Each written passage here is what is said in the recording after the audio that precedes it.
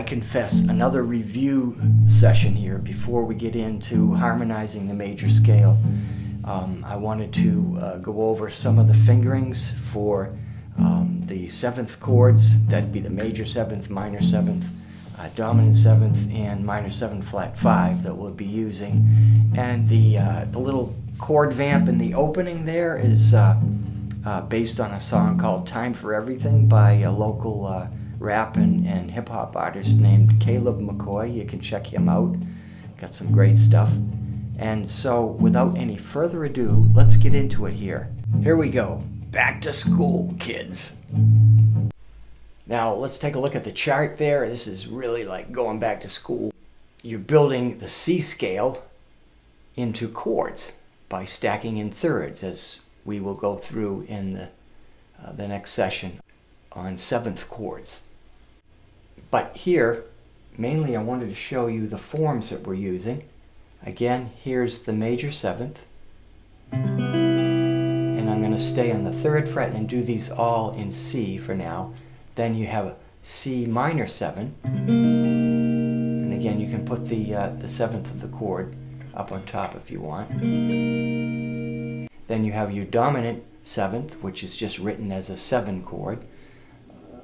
Again, that is built off of the C. You can put the full bar and put the G on top if you want. You could even go all the way over and put an A on the bottom if you want. Then you have your minor 7 flat 5, and as you notice the minor 7, you're just dropping the 5th of the chord by 1 fret to flatten it. Now you have a flatted 5th, minor 7 flat 5. Okay, those are the 4 basic chord forms that we'll use off of the A string. And that's a cool chord actually, because it's a great voicing for a 9th chord. If you had an A flat in the bass, and I like that form because, as I mentioned before, you can slide it up a whole step and then back down. And it becomes one of those blues cliches. Then we're going to move over to the chords built off of the E string. So again, on the 3rd fret, here's G major 7, and just like the major, except we're dropping that G down to the F sharp, which is the 7th of this tonal center here, the G.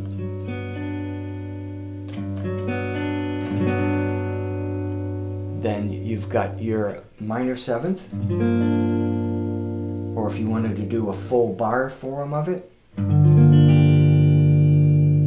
you could put the 7th up on top. Then you have a minor 7 flat 5. So off of G, the D is the 5th. There's an octave of the D. Flatten that, and you have a great minor 7 flat 5. Then you can go to your 7th chord, which you can build off of the same string group. The 6th string, the 4th, the 3rd, and the 2nd stay inside of the neck. Or a lot of times I just use the root, the 7th, and the 3rd, but again, we'll get into that later.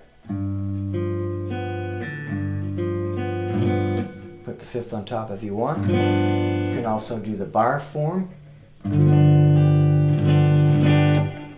with the 7th near the top if you want. It sounds like an old Beatles song to me, showing my age there. But so there are a number of groupings of the 7th chord you can do. So basically, simple forms built off of the A strings and the E string, and that's what we'll be using to kind of demonstrate the harmony of 7th chords.